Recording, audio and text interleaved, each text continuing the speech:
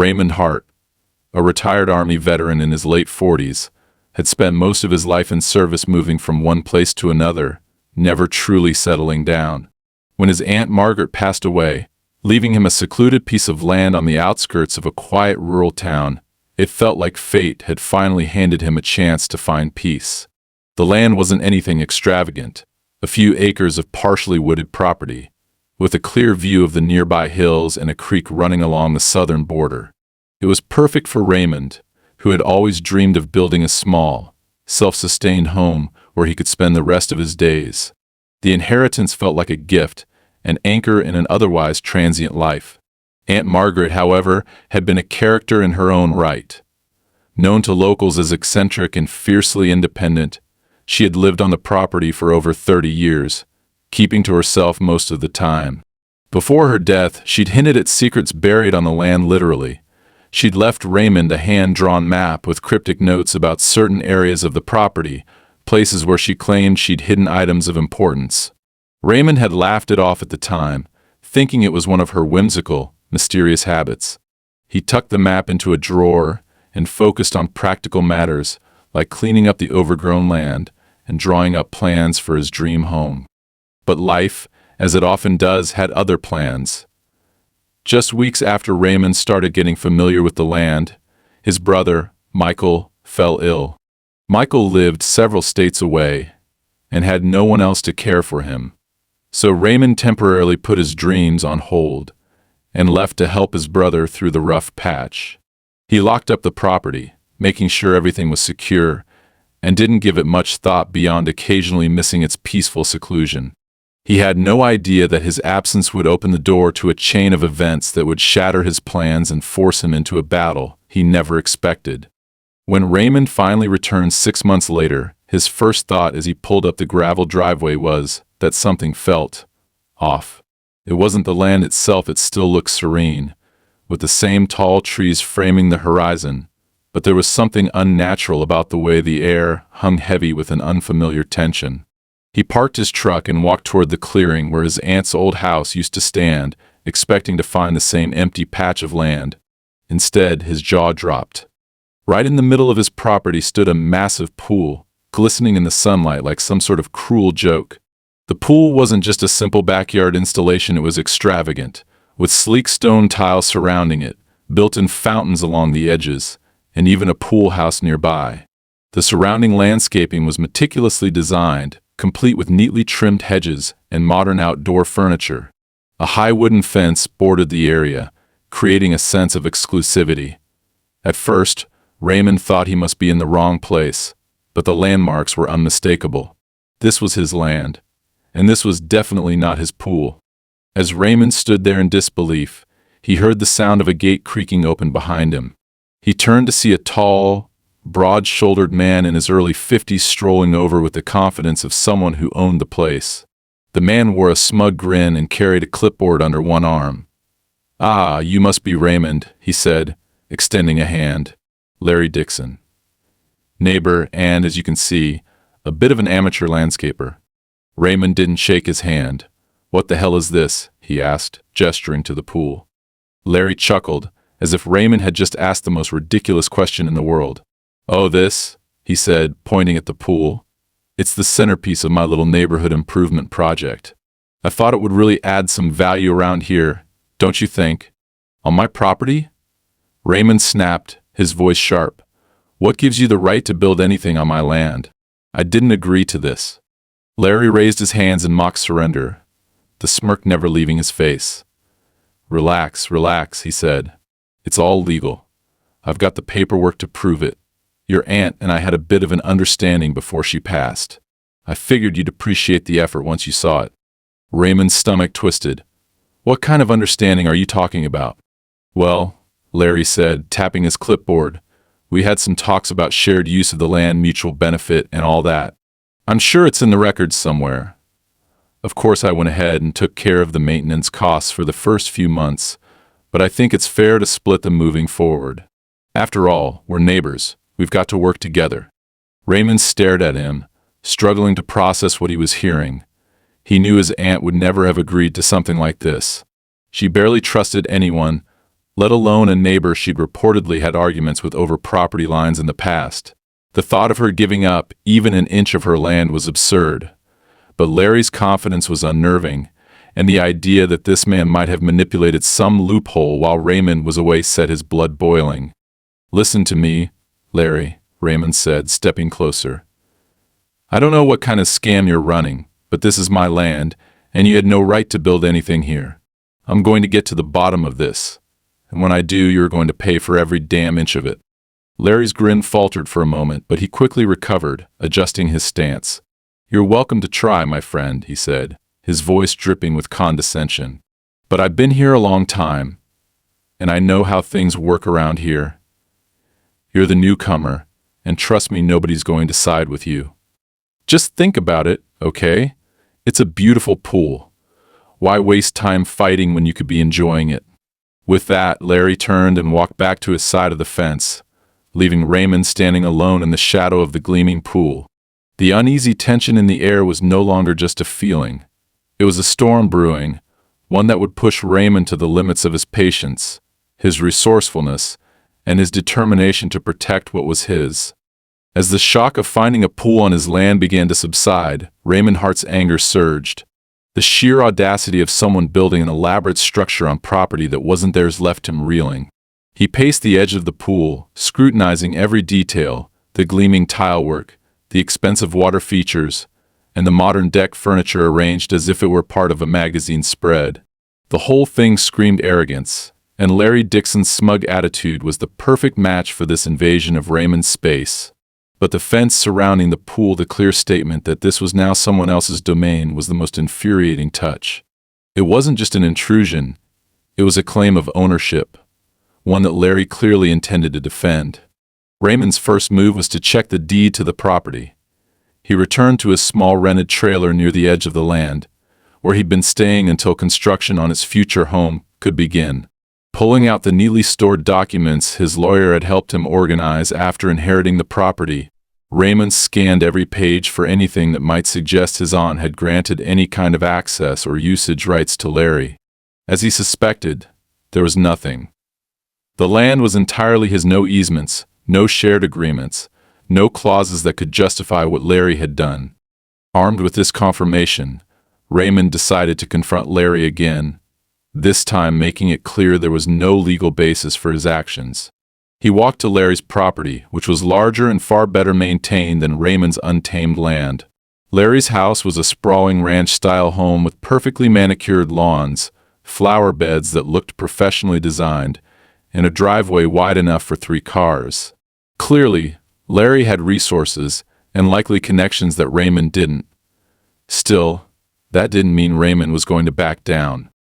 Larry met him at the door, wearing the same smug expression as before. "Well, look who's back," he said with a grin. "Changed your mind about the pool yet? I was just about to take a dip myself." Raymond didn't bother with pleasantries. "There's nothing in the deed to suggest you have any claim to my land. My aunt never agreed to anything with you. This pool is an illegal structure, and I want it removed immediately." Larry raised an eyebrow, as if he were dealing with a stubborn child. "Now, hold on there, neighbor. You're getting yourself all worked up over nothing. Like I said, I've got the paperwork to back it all up. Maybe you just haven't seen the right documents yet." "Then show me," Raymond demanded.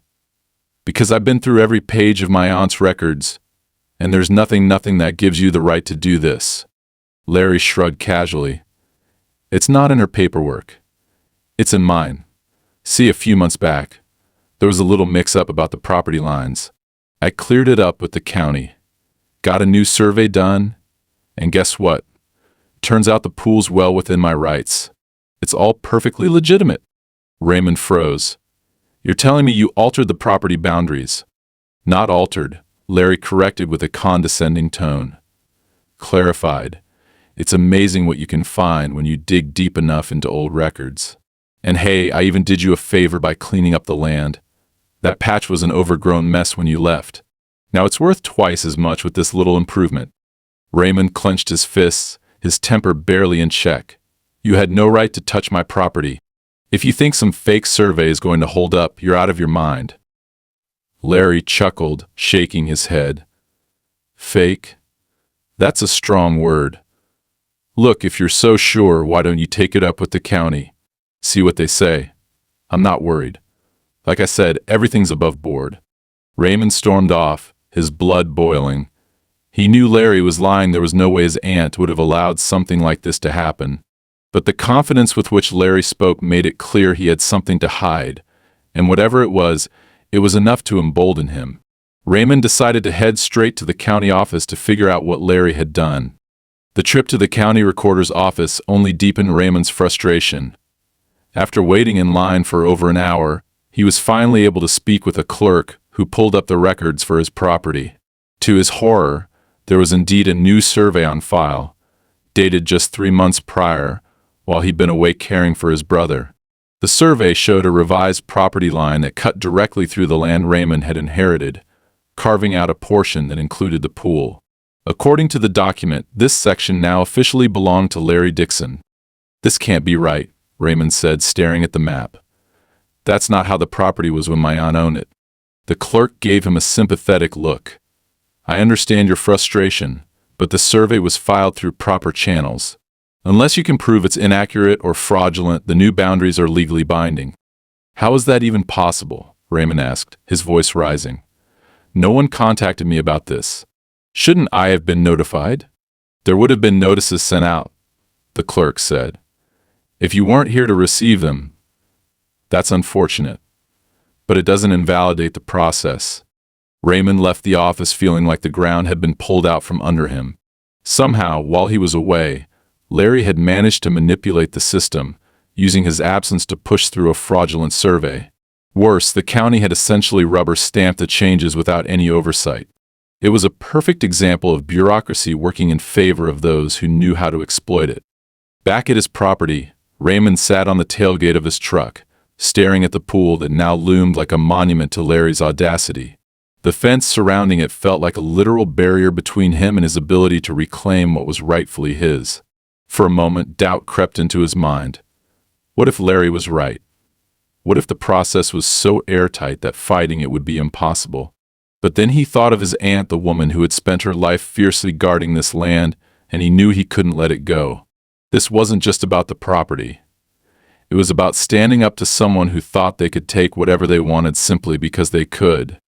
The next day, Raymond began digging through his aunt's old belongings, looking for anything that might help him build a case. In the cluttered storage shed, he found boxes of documents, photos, and handwritten notes. It was tedious work, but eventually he stumbled across something that caught his eye, an old map of the property, dated nearly 3 decades earlier. The map clearly outlined the original boundaries, and there was no question that the area now containing the pool was part of his aunt's land. Attached to the map was a faded receipt from a professional surveyor, further confirming its validity. Armed with this evidence, Raymond felt a renewed sense of purpose. But he also knew this wasn't going to be a simple fight. Larry had connections, resources, and an uncanny ability to manipulate the system to his advantage. If Raymond was going to take him on, he'd need more than just proof of ownership. He'd need a plan. What he didn't yet realize was that Larry had no intention of letting this battle remain a simple legal dispute.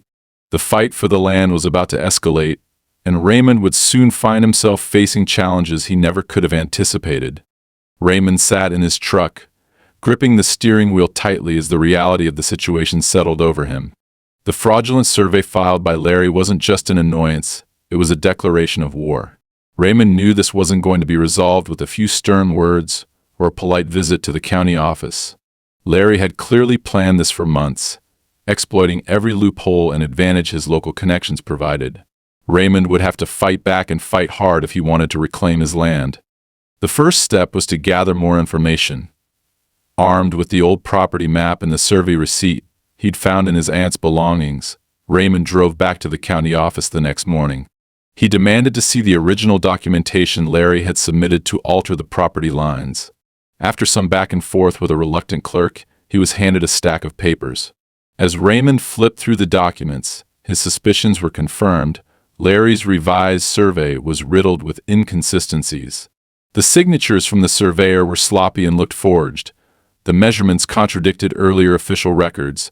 And most damning of all, There was no evidence that the required notifications had been sent to him or his aunt's listed address.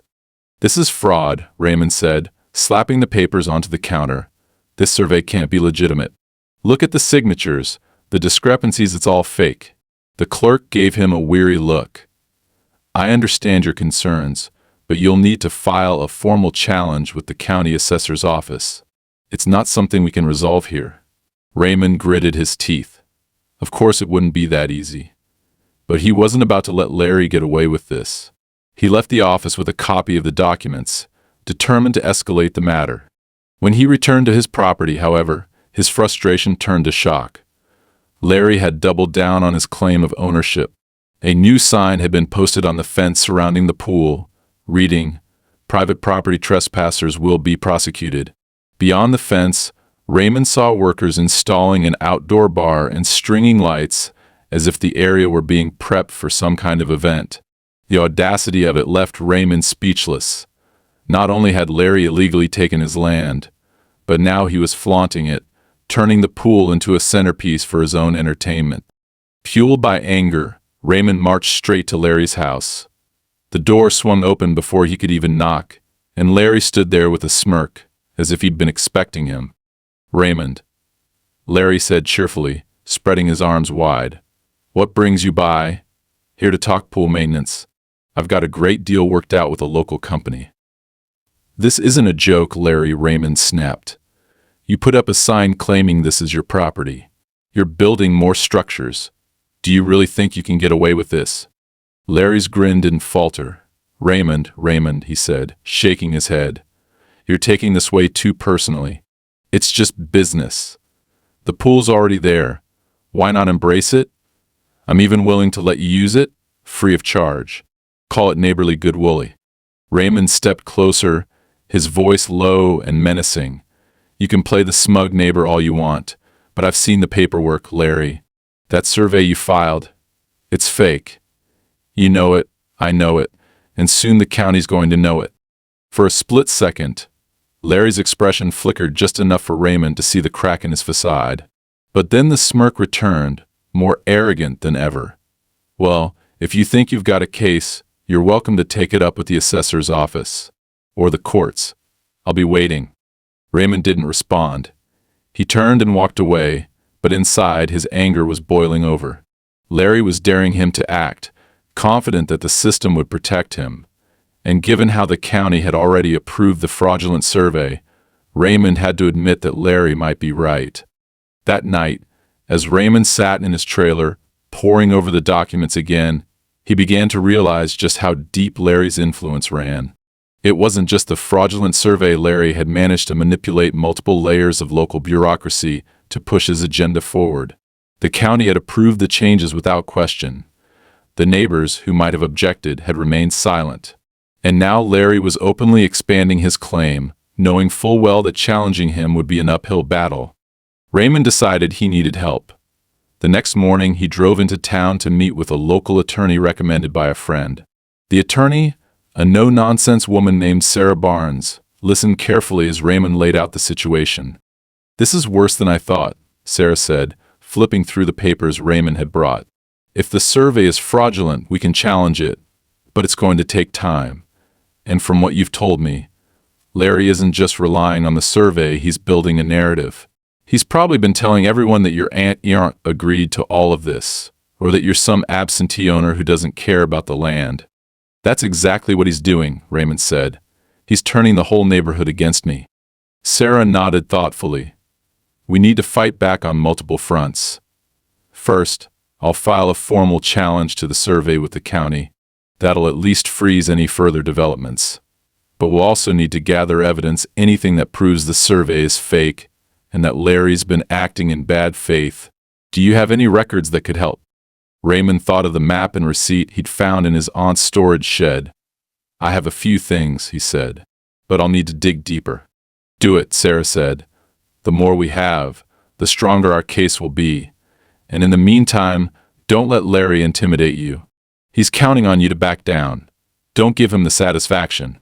Encouraged by Sarah's determination, Raymond returned to his property and began going through every box of his aunt's belongings. As he sifted through old letters, photographs, and notebooks, a clearer picture of his aunt's life began to emerge. She had been fiercely protective of her land, refusing to sell even when developers came knocking. In one letter, she described an argument with Larry, accusing him of trying to cheat me out of what's mine. It was clear that their conflict had been brewing long before Raymond inherited the property. But the most damning discovery came later that evening, when Raymond stumbled across a small locked chest hidden beneath a pile of old blankets. Inside were more documents, including correspondence between Larry and a county official. The letters were vague, but they hinted at a quid pro quo arrangement. Larry had promised certain favors in exchange for cooperation on a property dispute. It wasn't hard proof, but it was enough to suggest corruption. As Raymond read through the letters, a chill ran down his spine. Larry wasn't just a smug neighbor with an overdeveloped sense of entitlement. He was a manipulator who had spent years cultivating influence and exploiting loopholes. This wasn't going to be a simple legal battle. It was going to be a war. The next day, as Raymond walked the perimeter of his property, he noticed something that made his blood run cold. New stakes had been driven into the ground along what Larry claimed were the new property lines. Attached to each stake was a small flag bearing Larry's initials, as if to mark his territory. It was a clear message. Larry wasn't backing down. If anything, he was escalating. But Raymond wasn't about to roll over. He might not have Larry's resources or connections, but he had something Larry didn't resolve. He had spent years in the army, facing challenges far greater than this. And if Larry thought he could intimidate Raymond into giving up, he was about to learn just how wrong he was. Raymond knew the stakes were getting higher with every passing day. Larry wasn't just trying to steal his land, he was planting his claim deeper, testing how far Raymond was willing to go before giving up. But Raymond wasn't the type to back down. If anything, the escalation only fueled his resolve to expose Larry for what he truly was, a manipulative opportunist who thrived on exploiting the system and others' weaknesses. The next step was clear. Raymond needed indisputable evidence to prove Larry's fraud and discredit him in the eyes of the law. Sarah, his attorney, had already filed a formal challenge to the survey, but she warned Raymond that the process would be slow. Bureaucracy always worked against the little guy, and Larry's network of influence in the county was proving to be a formidable obstacle. Still, Raymond couldn't afford to wait idly while Larry continued his takeover. He decided to take matters into his own hands, starting with the stakes Larry had planted along the false property lines. Late one night, under the cover of darkness, Raymond set out with a flashlight and a spade. He examined each stake carefully, documenting its location with photos and marking them on his aunt's original property map. As he worked, he noticed something odd. The stakes weren't evenly spaced, and several of them seemed to follow a peculiar pattern, almost as if they were marking more than just property boundaries. When he pulled one of the stakes from the ground, he realized it was much longer than it appeared. Its base was embedded deep into the soil, almost unnaturally so. The flags bearing Larry's initials fluttered in the cold night air, taunting him, but Raymond kept going, determined to uncover the truth. The next morning, Raymond brought the stake to Sarah's office. She examined it with a furrowed brow. "This isn't standard," she said. "These aren't just boundary markers. They're structural stakes used for construction or large installations." Raymond's stomach tightened. "What kind of installations?" "It could be anything," Sarah said. "Fencing, utilities, even underground piping. If Larry's going beyond simple landscaping, it's a whole new layer of fraud. We might be looking at a case of unauthorized development, which could bring in zoning violations and environmental regulators." Her words gave Raymond a spark of hope. If Larry had violated zoning laws, it wouldn't just undermine his fraudulent survey, it could bring the full weight of local and state authorities down on him. But for that, they needed concrete proof of what Larry was building. And for that, Raymond knew he'd have to dig deeper, literally. That night, Raymond returned to his property with a shovel and began excavating around the areas marked by the stakes. His efforts were slow and exhausting, but the further he dug, the more unsettling the situation became. Beneath one of the stakes, he unearthed a large metal pipe running horizontally through the ground. The pipe was far too new to have been part of any original infrastructure on the land, and it didn't appear on any of the property records Raymond had reviewed. He followed the pipe's path until it led him to the edge of the pool. There, it disappeared beneath the concrete foundation.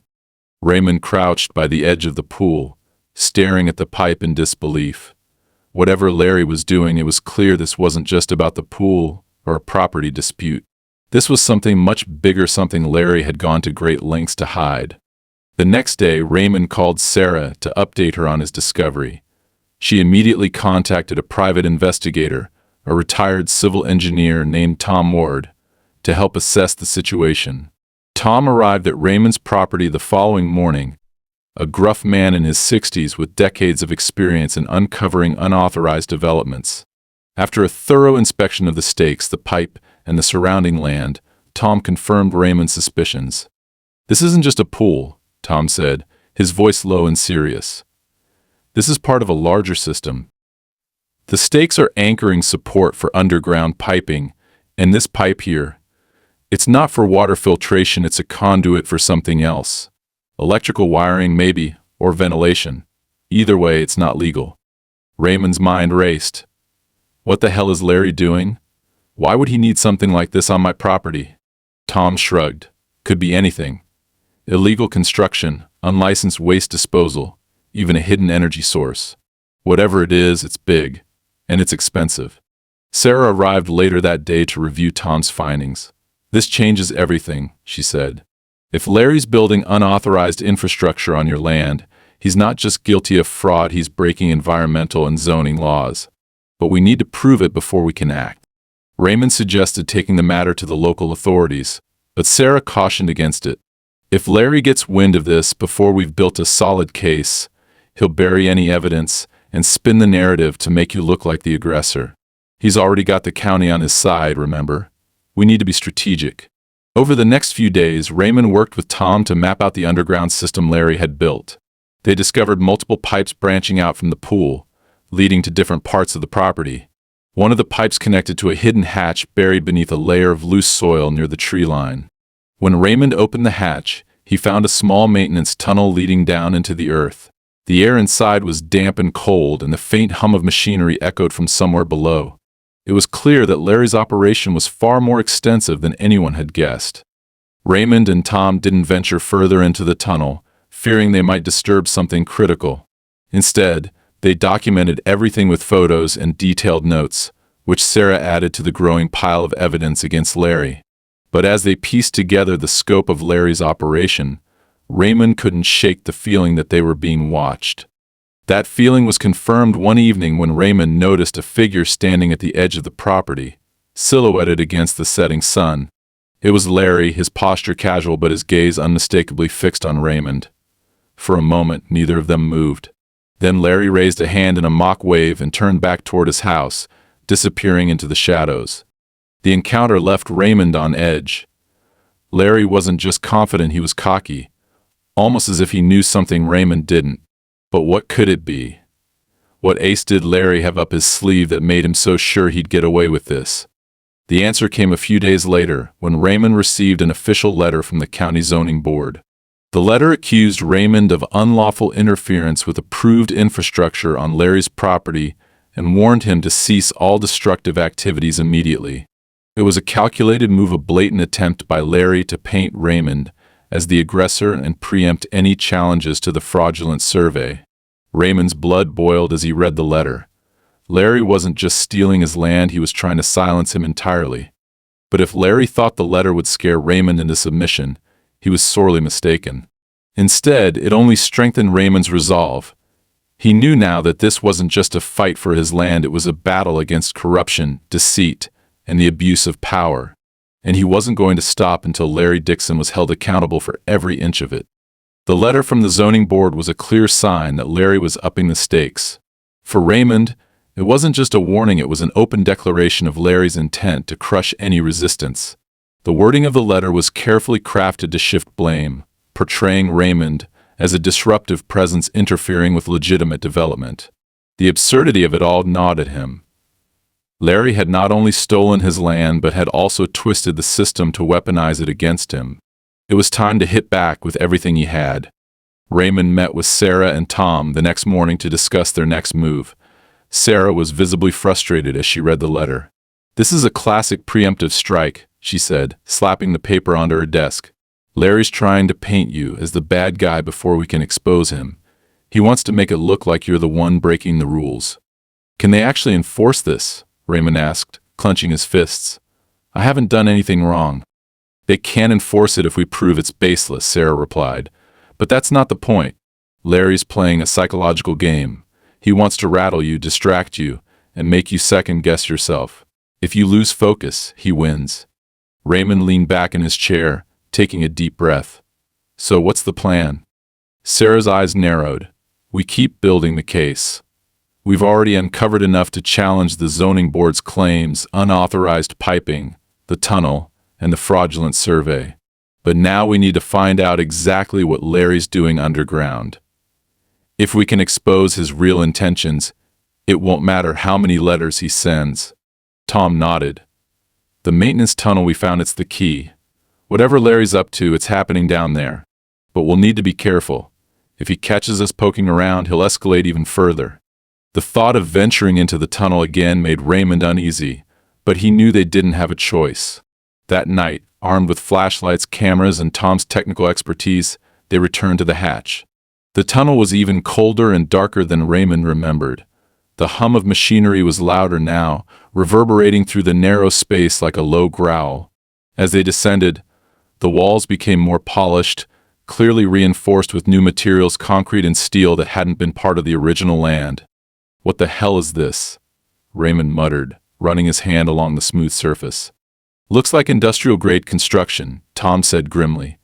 "Larry's not just playing around. This is serious infrastructure." They followed the tunnel for about 50 yards before it opened into a larger chamber. The sight that greeted them was both astonishing and deeply unsettling.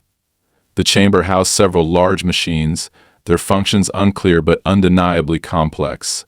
Thick cables snaked along the floor, connecting to power generators and ventilation systems. In the center of the room was a massive cylindrical tank filled with some kind of liquid. The air was heavy with the smell of chemicals, sharp and acrid. Tom walked over to the tank, examining it closely. "This isn't normal," he said. "Whatever's in here, it's not just water. This is a controlled environment for something, either storage or processing." Raymond snapped pictures of everything, his mind racing. "Is he dumping something here? Chemicals? Waste?" "Possibly," Tom said. "Or he's using it as a staging ground for something bigger. Either way, this is way beyond anything he could get permits for. If the county knew about this, they'd shut him down in a heartbeat." Raymond was about to respond when a noise echoed from the tunnel behind them, a metallic clatter, faint but unmistakable. He froze, his pulse quickening. Someone was coming. "Turn off the lights," Tom whispered. They killed their flashlights and crouched behind one of the machines, hearts pounding as the sound of footsteps grew louder.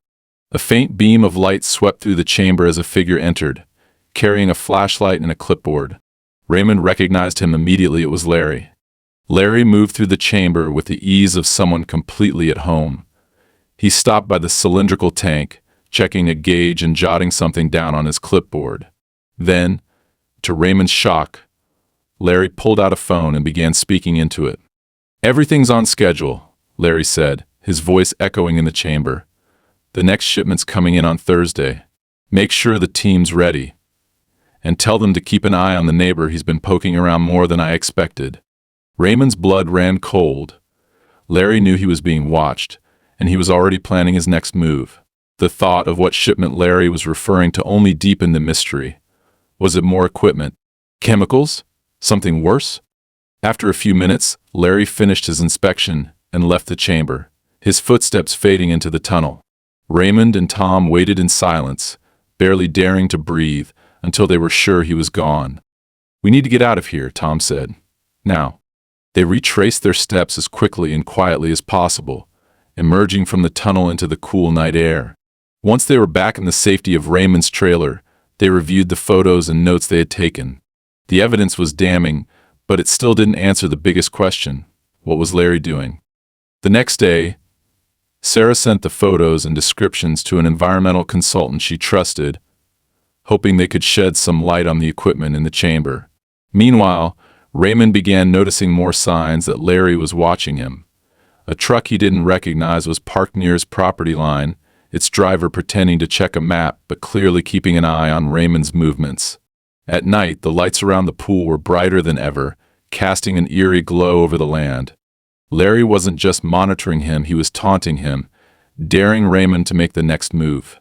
And Raymond intended to do just that. A breakthrough came 2 days later, when Sarah received a report from the consultant. The tank in the chamber, they explained, was almost certainly being used for chemical storage, likely tied to an unlicensed industrial operation. The presence of ventilation and power generators suggested that Larry was running some kind of illegal facility, one that could pose serious environmental risks. "This is it," Sarah said, her voice filled with urgency.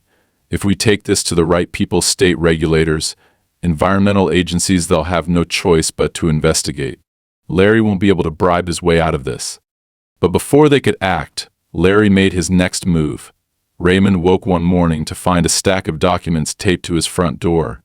It was a lawsuit. Larry was suing him for trespassing, harassment, and damages. The claims were outrageous, but the message was clear. Larry was trying to bury Raymond in legal trouble before he could expose the truth. "Don't let this scare you," Sarah said when Raymond called her in a panic. "This is a desperation move. He's trying to intimidate you into backing off, but it won't work if we stay focused." As the legal battle loomed, Raymond felt the pressure mounting. Larry was pulling every dirty trick in the book, and the fight was far from over. But deep down, Raymond knew one thing for certain: he wouldn't stop until Larry's entire operation was brought to light. The lawsuit was a calculated strike, designed to force Raymond onto the defensive. Larry's claims of trespassing and harassment were ridiculous, but Raymond knew they were intended to tie him up in court and distract him from exposing the truth. The accusations were accompanied by a cease and desist demand that included fines for alleged property damage and threats of further legal action if Raymond continued his interference. For a moment, Raymond felt the weight of it all pressing down on him. Larry wasn't just using the law against him, he was twisting it into a weapon. But Raymond wasn't going to let fear dictate his actions. This wasn't just about his land anymore. It was about stopping Larry from getting away with whatever scheme he was running, no matter the cost. Sarah's reaction to the lawsuit was predictably sharp. "This is nothing more than a scare tactic," she said, tossing the documents onto her desk. "But it does mean one thing: Larry's feeling cornered. He wouldn't be throwing this much at you unless he was worried about what we found." "What's our next move?" Raymond asked. "We fight fire with fire," Sarah replied. "The evidence we've gathered, the fraudulent survey, the piping, the chemical storage, it's enough to file a counterclaim. But more importantly, we're taking this to the state environmental agency. If we can prove Larry's operation is a violation of state laws, he won't just lose the case. He'll lose everything." Sarah wasted no time drafting a response to Larry's lawsuit while simultaneously compiling the evidence to submit to the authorities. She also filed for an emergency injunction to halt any further construction or activity on the property until the matter could be fully investigated. Meanwhile, Raymond kept a low profile, knowing that Larry would be watching his every move. But beneath the surface, he was bracing himself for the inevitable confrontation. Larry wouldn't back down without a fight, and Raymond was ready to meet him head-on. The tipping point came sooner than expected.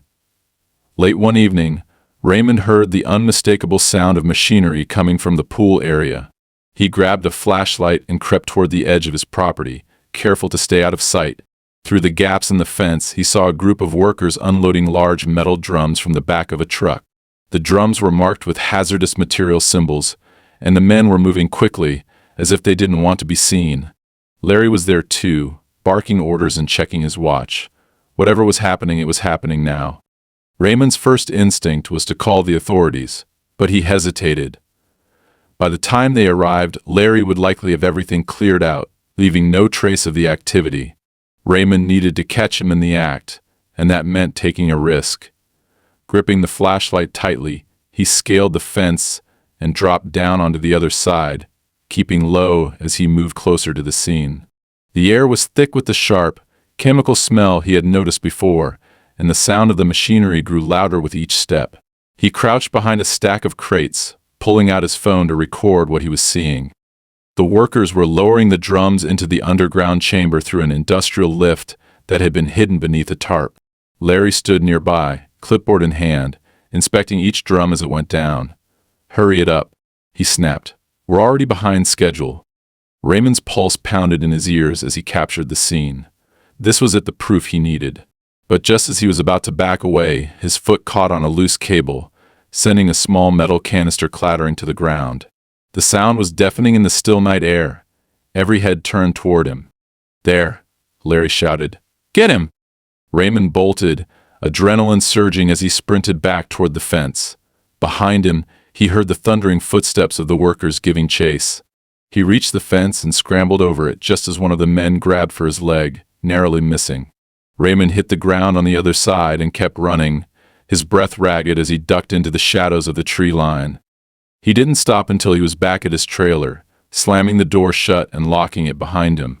His heart raced as he checked his phone, relief flooding through him when he saw the footage it saved. It wasn't perfect, shaky, and partially obscured, but it was enough to show the illegal activity and tie Larry directly to it. He immediately sent the video to Sarah, along with a frantic call explaining what had happened. "Stay put," Sarah said firmly. "I'll handle this. Don't engage with Larry or his people. This is all the evidence we need." The next morning, the State Environmental Agency arrived with a team of investigators and law enforcement officers. Raymond watched from his trailer as they descended on the property, blocking off the area around the pool and questioning everyone on site. Larry's confident smirk was gone, replaced by a scowl as he argued with the authorities. The workers were forced to halt their operations, and several of them were led away in handcuffs when they refused to cooperate. Sarah arrived shortly after, her expression one of grim satisfaction. "They found more than we expected," she told Raymond. "The chemicals Larry was storing down there are highly regulated and illegal to handle without a permit. Combined with the fraudulent survey and the unlicensed construction, he's looking at a long list of charges." "What happens now?" Raymond asked. "Now we let the system do its job," Sarah replied. "Larry's operation is finished.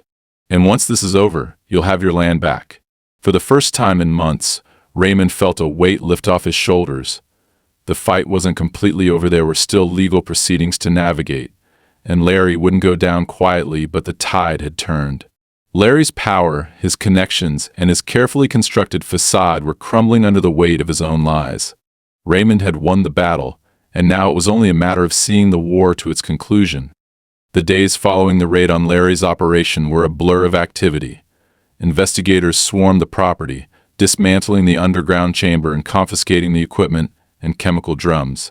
The once pristine pool area, once a symbol of Larry's audacity, now lay in shambles, a stark reminder of the damage he had wrought. News of the raid spread quickly through the community, and whispers of Larry's downfall began to circulate among the neighbors. Raymond, however, felt little satisfaction.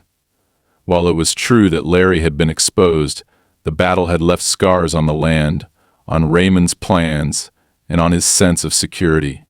Sarah kept Raymond updated as the case against Larry unfolded.